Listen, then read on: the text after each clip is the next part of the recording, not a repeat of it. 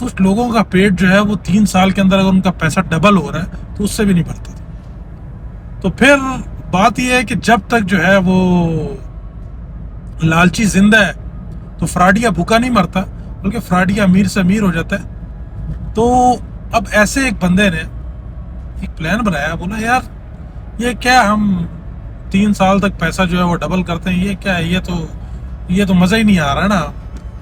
तो कहा कुछ नया प्लान लाते हैं। तो नया प्लान जी ये आया, 2-3 प्लाजे उसने बनाए हुए थे, यहाँ कुछ इस तरह खरीदे हुए थे, लोगों का ट्रस्ट भी बना हुआ था उनके ऊपर, और एक हवा भी चल रही थी रियल एस्टेट की, देखा देखी में लोग पैसा बड़ा डाल रहे थे।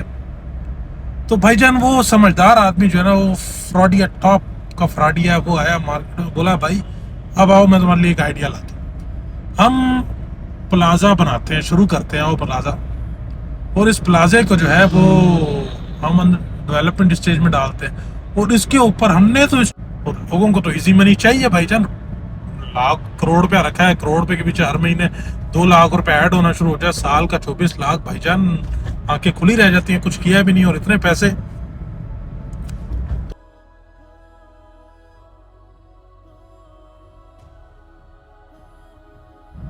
अस्सलाम वालेकुम वरहमतुल्लाहि वबरकातुहू। आई होप आप लोग खैरियत से होंगे। मेरा नाम मुनीब चीमा है और आप देख रहे हैं मुझे प्रॉपर्टी हालात के यूट्यूब चैनल और टिकटॉक पर। अच्छा जी, आज के दिन जो है वो उन भाइयों के नाम जिन भाइयों ने कुर्बानी दी अपनी हार्ड एंड मनी के लिए, की इजी मनी के लिए। बात आप लोगों ने गौर से सुननी है, उन भाइयों के लिए भी फ़ायदेमंद रहेगी जिन भाइयों ने आगे कहीं इन्वेस्टमेंट करनी है, किसी के साथ कोई ना कोई इन्वेस्टमेंट का प्लान बना रहे हैं, और जिन लोगों ने कर ली उनके हम दुख में बराबर के शरीक हैं, लेकिन उनके लिए भी ये फ़ायदेमंद होगी क्योंकि उनको अब समझ आ जाएगी कि आगे जो है वो किसी को फ्राडिया कहने से या पाकिस्तानियों को या फ्राडिया कहने से बात नहीं चलेगी।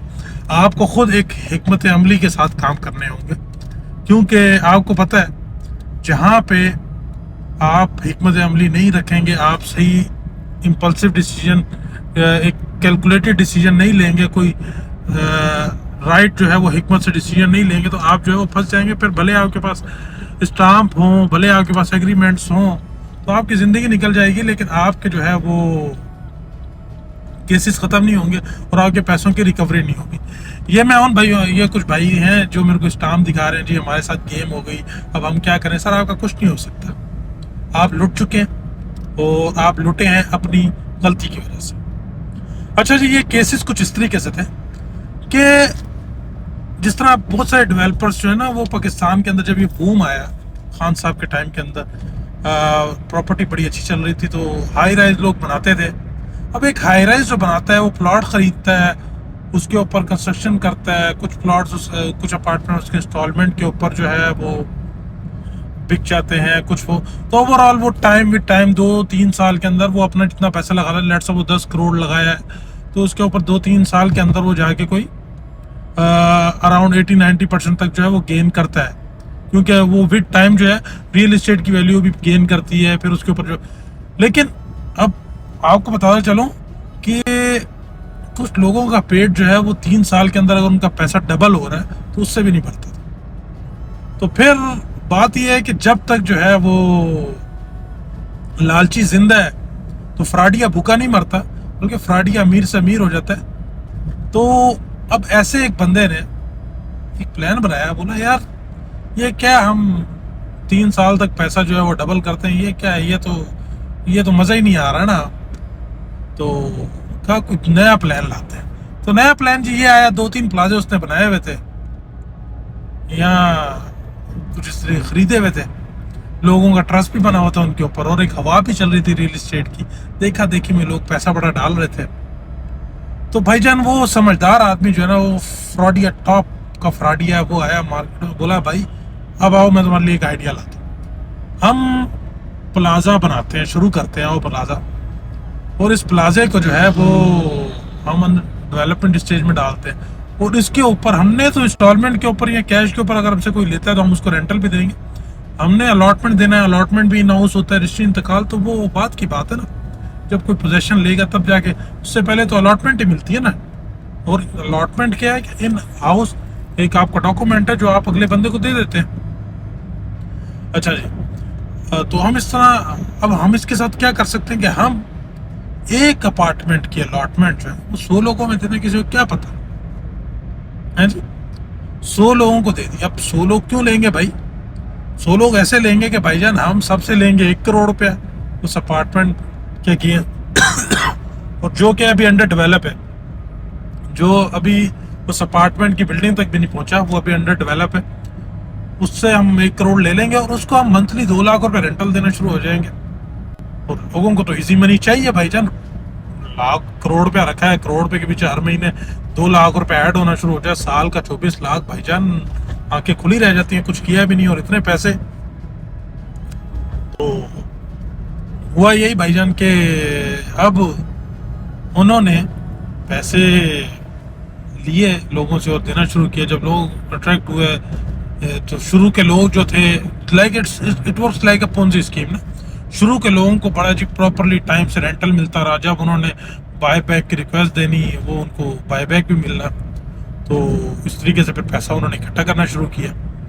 लेकिन अब देखा देखी में वो उन्होंने जब अपार्टमेंट वो चीज़ें जो है वो 100-150 लोगों को बेची, तो एक एक अपार्टमेंट के पीछे 100-150 करोड़ इकट्ठा हुआ। अब ये इतना पैसा जो है जब आया है, डेफिनेटली ये पैसा एट दी एंड एक आपको गलत प्रोडक्ट बेच के आपको लालच में ला के आपकी जेब से पैसा निकालना, आपको लूटना था। It works like a Ponzi scheme, और पोंजी स्कीम काम ही ऐसे करती है। और ये यानी कि बड़े लोगों का मॉडल होता है जो इस तरीके से, यानी कि बड़े फ्रॉड में आती हैं चीज़ें ना, बड़े स्कैंडल्स इस दुनिया में।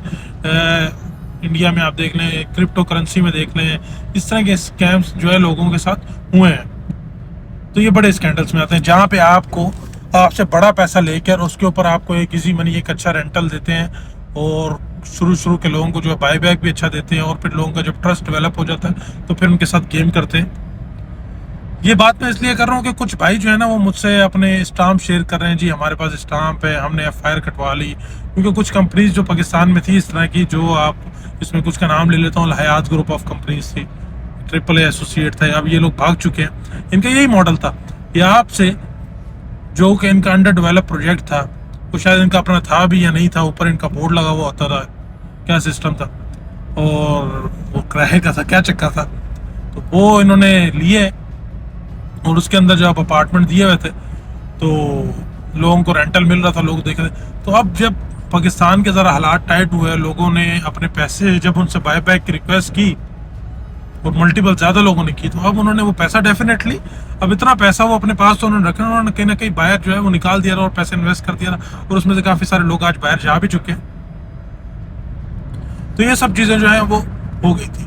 अब मुझे एक बात याद रखिए, मैं अब फाइनल बात के ऊपर आता हूँ, आप लोगों से जो गलती हुई है इसका हल क्या है, और इसको आपने जो है वो आगे से जो भाई इस तरह की गलतियों में पड़ने से पहले उन लोगों ने किस चीज़ का ख्याल रखना है। भाई जान, हमारे जो पुराने लोग थे ना, आप आज भी चले जाएं तो लोग पता है क्या करते थे, लोग अगर किसी को कोई पैसे दे रहे होते थे ना, उससे उसके अगेंस्ट कोई फिजिकल होल्डिंग में चीज़ ले लिया। अगर लेट सपोज किसी को 10 लाख दिए तो उसकी गाड़ी रख ली फॉर द टाइम बिंग, जब तक वो पैसे वापस नहीं। अगर किसी के साथ इन्वेस्टमेंट की है और वो इसको ROI दे रहा है तो उसके अगेंस्ट उसकी गाड़ी के पेपर रख लिए, काइंड ऑफ। यानी कि वो पैसे जो उसने 10 लाख दिए हैं, 1 करोड़ दिया, उसकी अगर कल वो बंदा जो है वो फ्रॉड करता है, या कल इधर उधर होता है, या बैंकक्रप्ट होता है, या डिफॉल्ट करता है, तो उसकी रिकवरी, जिस बंदे ने 1 करोड़ रुपए दिया, उसका 1 करोड़ रुपए की रिकवरी उसके लिए ईजी हो। क्योंकि अगर आपने विदाउट एनी फिजिकल होल्डिंग कोई चीज़ लिए बगैर, और आपने चंद एक पैसों की अगेंस्ट पैसे दे दिए किसी को, लेट्स सपोज 1 करोड़ रुपए दिया और आपको मंथली 2 करोड़ रुपए मिल रहा है, तो आपको ये बात माइंड में रख लेनी चाहिए, आपके हाथ में अगर फिजिकल होल्डिंग कोई चीज़ नहीं है तो मेरे भाई आपका 1 करोड़ रुपए स्टेक पर है। और अगर वो आपके 1 करोड़ रुपए में से आपको 2 करोड़ रुपए दे रहा है, जिसपे आपका 1 करोड़ स्टेक पे लगा, तो आप किसी खुश फहमी में ना रहे कि आपने इन्वेस्टमेंट की भी है। आज आपको पता लग रहा होगा, मैं तो बहुत सारे लोगों को समझाया भी है कि भाई ये इट वर्क्स लाइक दैट। ये नहीं मुनीब, आपको क्या पता, आपको क्या पता, हमें वो बड़ा अच्छा रेंटल दे रहे हैं, हमें अरे बड़ा वो हो गया। सर रेंटल दे रहे हैं, लेकिन आपका पूरे का पूरा पैसा स्टेक पर है। आपके पास फिजिकल होल्डिंग कोई चीज नहीं है। जब फिजिकल होल्डिंग आपके हाथ में कोई चीज नहीं है, तो आप अगर कल वो बंदा डिफॉल्ट करता है या भागता है, तो आपकी रिकवरी कहां से होगी?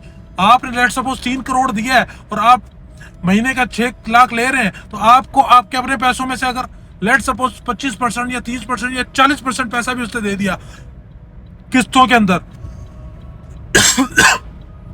तो 60% पैसा आज भी उसके पास है, वो भाग जाता है। आपके पास रिकवरी का कोई वो नहीं है। सो खुदारा आगे जिसके साथ इन्वेस्टमेंट करते हैं, किसी लोकल बंदे के साथ भी इन्वेस्टमेंट करते हैं, किसी कंपनी के साथ भी इन्वेस्टमेंट करते हैं, इफ आपके हाथ में कोई फिजिकल होल्डिंग नहीं है, कोई वो नहीं है, तो आप प्लीज उससे इज्तनाब करें। वो रेड फ्लैग है, वो इन्वेस्टमेंट सही नहीं है। वो आपका पैसा स्टेक पर है। अगर आप कहते हैं स्टाम्प पेपर या, तो भाईजान आप चले जाएं।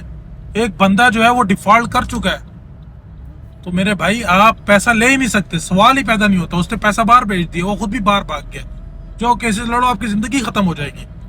Thank you.